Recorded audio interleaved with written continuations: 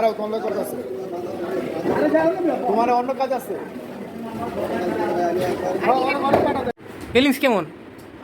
খুবই ভালো, খুবই চমৎকার। সারাদিন মানজামেরা ঘুরা এখন শেষ বেলা এসে গোবর